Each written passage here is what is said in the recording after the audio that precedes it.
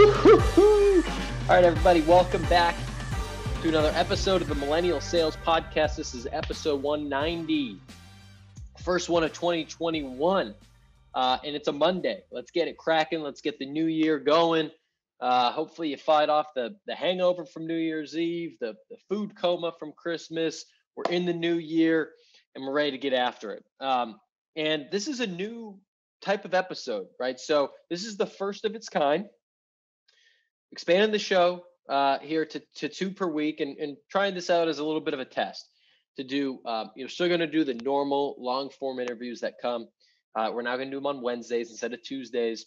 And now I want to do short form content here on Mondays to help get people fired up for the week and also to help highlight more millennial sellers. So not just the John Barroses of the world or the Scott Leases of the world, the people that have been doing this for decades and decades, right? Getting people currently in the field, SDRs, AEs, first-time sales managers, sharing their tips and helping them motivate people and give them actionable advice to do better in their jobs. So hopefully that adds value to people. I'm really excited for this week's first episode of doing this. Thank God it's Monday. Let's highlight a millennial, the salesperson of the week. So let's get straight into it. And, I was thinking about this concept for a while and came across Carolyn Dorricott's post on LinkedIn where she did an infomercial for one of her prospects, right? And so when I think of infomercials, I think of cheesy products, that are being pushed by even cheesier people at 2 a.m, right? Billy Mays or the Shamwow or the Magic Bullet or the Snuggie. I'm sure we've all seen these, right? But that's not what we're talking about. What Carolyn has done is create a funny yet educational sort of infomercial, 3 to 4 minutes for her prospects. So I'm going to link the infomercial itself in the show notes here. We're going to put it on YouTube so you can check it out. That'll be the way that, after the interview, you can go see what she's talking about. Maybe you can replicate it for your product or service. I'd love to see that. But I had a conversation with Carolyn. She's a senior SDR at Gong. And, we talked about this strategy that she had that she originally posted on LinkedIn, but she's also using things like Cameo. She's using TikTok. She's using Jib Jab, which honestly, I didn't even know what that was until this conversation. And at the end of the day, what she really says is that it's all about being human, which I 100% agree with, right? We're not robots meant to just hit send on a sequence. We're not supposed to just be cold calling without thinking about it or, connect and pitch on LinkedIn, right? You got to have a human element to business and to sales if you want to be successful. I think Carolyn's a great example of that. So, we're going to get into this conversation in a minute. If you'd liked the podcast, if you saw value in this, first of all, go follow and connect with Carolyn on LinkedIn.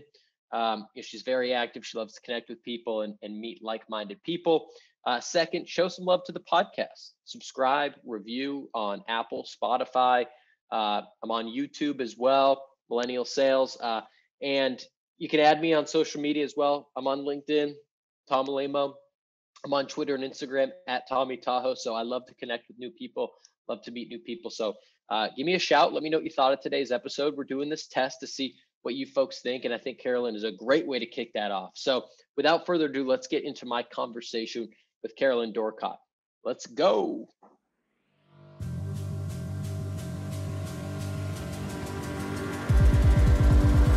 All right, Carolyn Dorricott, welcome on. Let's chat. Yes, thanks for having me. This is exciting. Yeah, absolutely. So I've been wanting to do this type of a session, this type of an episode for a while. And I was trying to find the right person, the right moment to start bringing it up.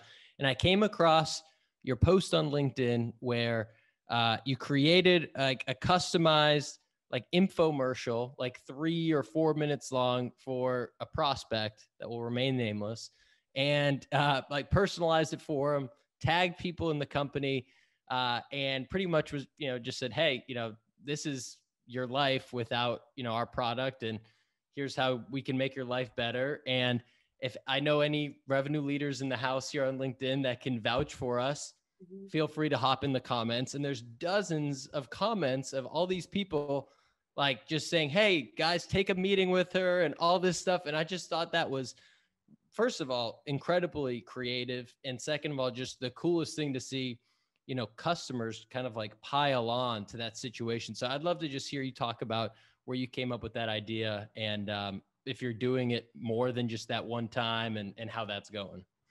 Yeah, that post really blew up. It was really cool to see so many people kind of band together and help me. But so my manager will kind of forward us emails from other SDRs that are reaching out to him, and ask what our thoughts are, just trying to think of new ideas, trying to think of new ways to get a hold of people. And so he sent us this one, and it had a video in it. But the video was, you could tell marketing produced this video. It was beautiful. There was a graphic designer involved, something like we could never do. But one of the issues with the video was it wasn't super personalized. And my manager even said, like, really none of the use cases resonated with him. Beautiful video, but if it doesn't resonate, it's not going to work. And so he challenged all of us to create our own versions of it using the tools we have. And with the tools we have, it's really just drift and our cell phone cameras. But this video really showed the product and different use cases within the product. And that was something that we hadn't really done a lot of. So loved the idea, but how do I do that without being a graphic designer was like my biggest thing. And so luckily I have a really great group of friends who are not in sales, and I kind of asked them, do they have any ideas on how the heck do I show this product and like show all these use cases and make it personalized to like each prospect, but like also have time to make cold calls. And so we got a few ideas, and I decided the infomercial was probably the best way to do it, just because one, infomercials are never that good of quality anyway. So even if, I'm just using drift and it looks terrible, it's still funny and it's still going to get the point across. And everyone's seen an infomercial, and then it's a great way to like show people the product, and not have to like care about my editing skills or my acting skills or anything like that. And so since then I've created, different scenes that I've saved of different use cases that resonate with like managers, directors, CROs, VPs, different things that, each persona would care about. So when I go and find a prospect that I think, may find this entertaining, I can edit in the use cases that I think, resonate depending on what's happening within the company. Like if they're growing, if they just released a product, if they acquired a company, et cetera, if they've like put out any goals or anything on LinkedIn. So I can edit those together to make it a little more personalized to like what they're doing right now. And then I also am able to edit in a more personalized introduction on, who I am, why I'm reaching out, and why I'm showing them these specific use cases. And do you use that as like a last step or like a first step, or when do you typically bring this out? Because this is like a power play, this is not the standard email. Yeah. I haven't used it on a first touch yet, just because it does take me like a little to understand the company and, what they're doing and what they're focusing on. So usually around like a mid touch to an end touch, like kind of like a Hail Mary throw, just to try to get their attention and show them like visually what Gong does. Because I mean, I know what we do and I know it could help them, but getting that point across and having them understand that is really hard just, through words. Yeah. And I see from some of your other posts, like you're using the cameos, like I'm seeing with, different professional athletes. It sounds like, you have other things in the works. I don't even remember what's that. What was that other app? Zigzag, or what was it? What was it? Jib Jab. Jib Jab. Yeah. So Cameo is really fun. We did a whole campaign around cameos where we got, a certain budget, and we all got to send out cameos to see how it worked. People love them. I mean, how could you not love getting a personalized message from like a star athlete that you love? And then with Jib Jab, I love Jib Jabs. They're hilarious. They're just a fun way to get people's attention and to like use their face, because who doesn't love looking, you like looking at yourself. So putting their face into a ghost Jib Jab when they ghost you has been one funny, but people also really find it hilarious and will reply to me and, you know, reschedule that meeting that they ghost me on. So this is like pretty tactical, but what do you actually say in that email? So you send them the jib jab of the ghost, or you send them Gabe Kapler saying what's up from the, you know, San Francisco Giants, or you send them your 4-minute infomercial. Are you typing something, or are you just like, hey, I made you this video, check it out? Yeah, I definitely type something out.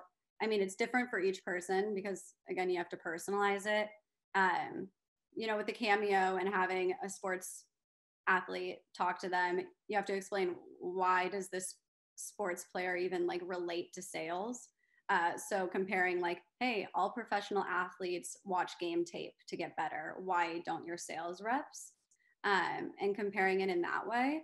And with the ghost, it's always like, hey, I haven't heard back from you, which makes me believe you're a ghost. Just like you are in this jib jab video. Is this what you look like? Please reply to me to let me know you aren't actually, you know, Casper the ghost. And just kind of making a joke out of it. But yeah, each ones are different, definitely more personalized. In the infomercials, depending on how much information I have, I try to put in like the exact use cases of how they're going to use it, or how they would use us. But it just really depends on each prospect. And I have to imagine that you have a culture where people, I know you have, you know, quotas and meetings that you have to hit and things like that, but I feel like in the typical sales culture, it's like, well, you've got to make your 50 dials or your 100 dials, and you've got to send this many emails. And this just doesn't fall into that category. Like if you're pulling for a volume play and you're going to hit like high level metrics, you should not make a 4-minute video for a prospect, like, you know, in an infomercial and like, you know, like you're like creating this whole clip thing. Like that is probably not how you should spend your afternoon. So how does, whether it's your manager or if it's just a company culture, like how do they make that acceptable or even encourage you to do that? Is there like a channel where people are on Slack talking about it, or it's just kind of like a company value, or what would you say to that? I think, well, one of the main reasons I even took this job at Gong was because they value like challenging conventional wisdom, which I love. I don't really like cold calling at all. So knowing, me neither. Right, it's not fun. Knowing that this company, like when I first started, they were sending Sendosos, sending Amazon packages, all this stuff, being as creative as possible. Just like really drew me to this company. We definitely have like KPIs that we should be hitting, especially, you know, when COVID hit, we only really saw success over the phones compared to like emails and LinkedIn messages. But again, I hate cold calling. So while I also worked on upping my cold call volume, I wanted to figure out a way for me to still hit quota without having to do something I really didn't like. And so my manager was fully supportive. As long as, you know, you hit your quota and you're getting to where you need to be there, then they really don't mind you finding all these new creative ways to reach out, especially because these ways really create raving fans and like add to the, you know, the value of Gong, just because the sales reps are doing things that, you know, no other reps really out there have been doing.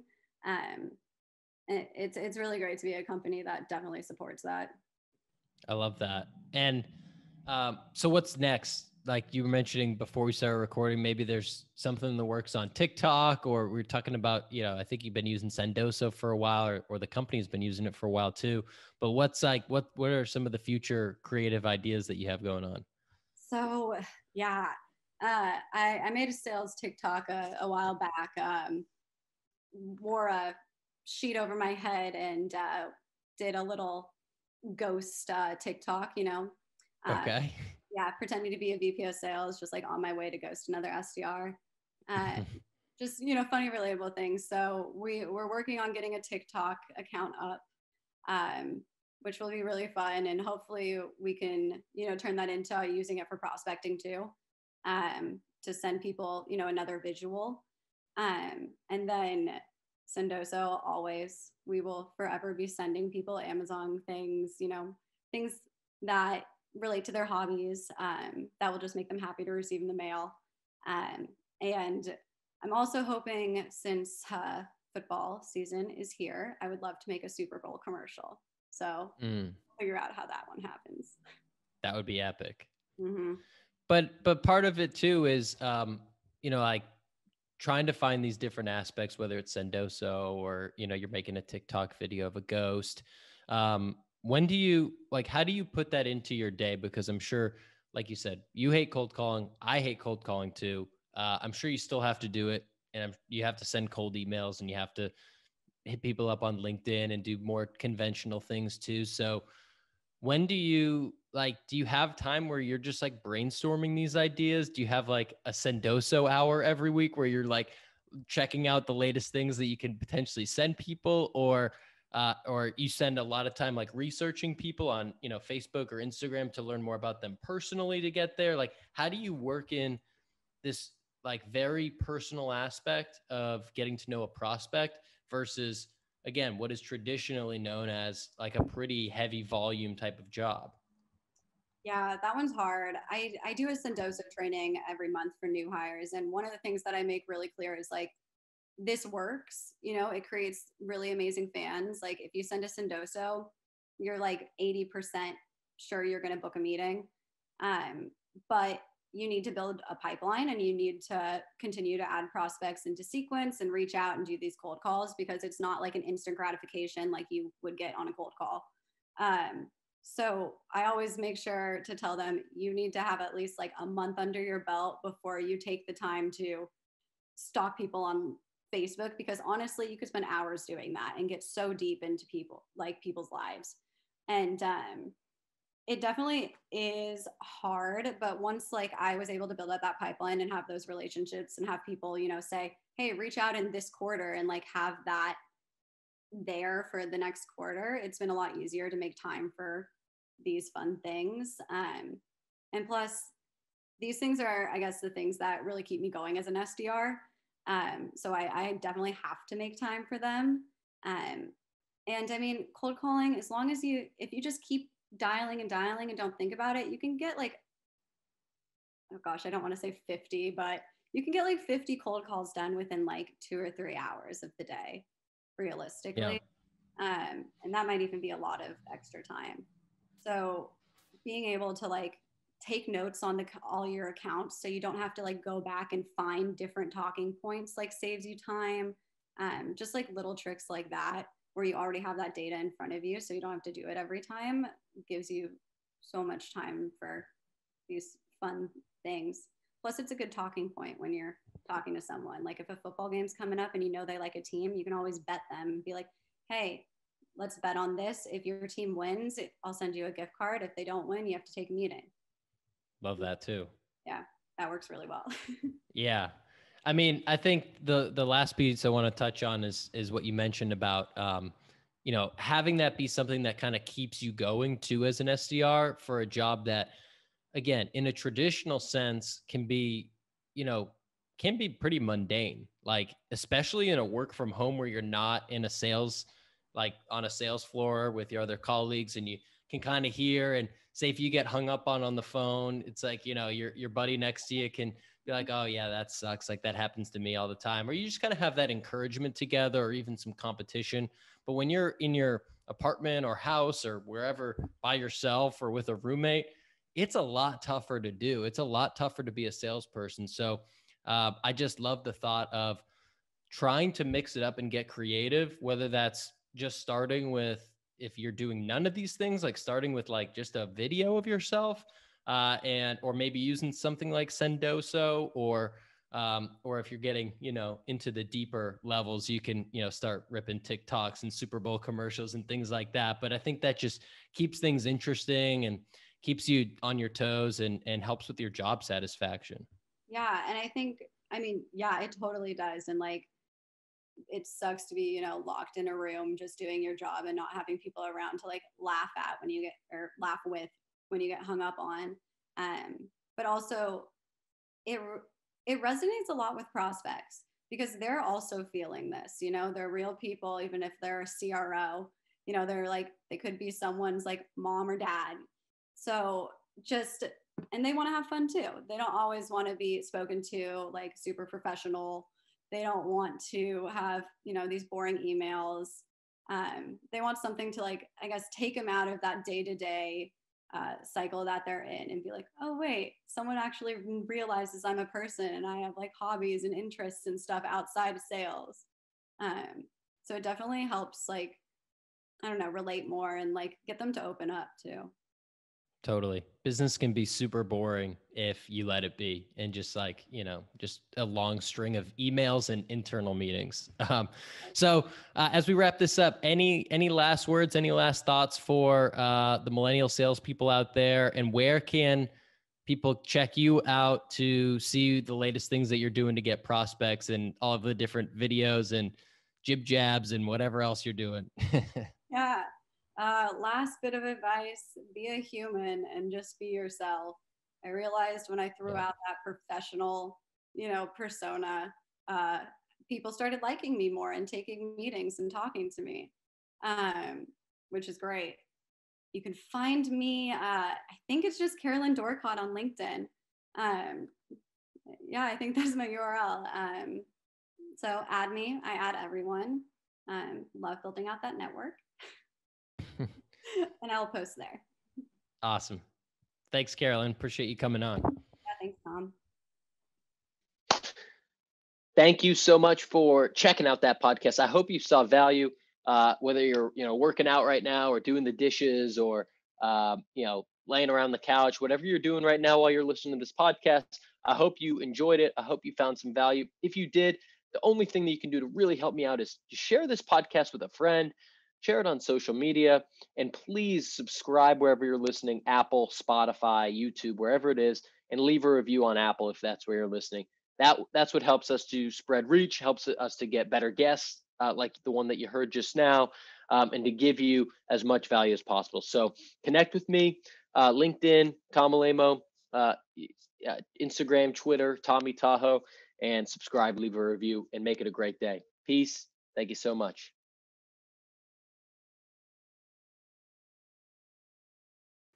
Are you tired of getting not interested emails and trying to understand a rapidly changing market? Or maybe it's the rep's constant rejection on the phone when their messaging doesn't resonate. Nervous you don't have full visibility into your pipeline and have no idea where to begin looking in your CRM for deals at risk of being lost?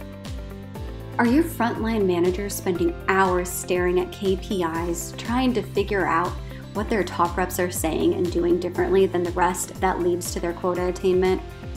No more hiding under blankets. Let's look at Gong.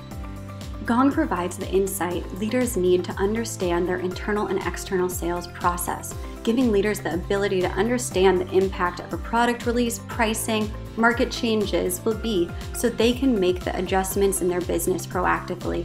Being able to track words and phrases that you want reps to say in calls, and then seeing how often they bring them up and exactly where in the calls prospects respond and how they're responding. Gong also provides visibility to see the true state of your team's pipeline right now, gaining better visibility and catching risk factors early on so that they can adjust their strategy and be nimble in how they structure contracts and subscriptions.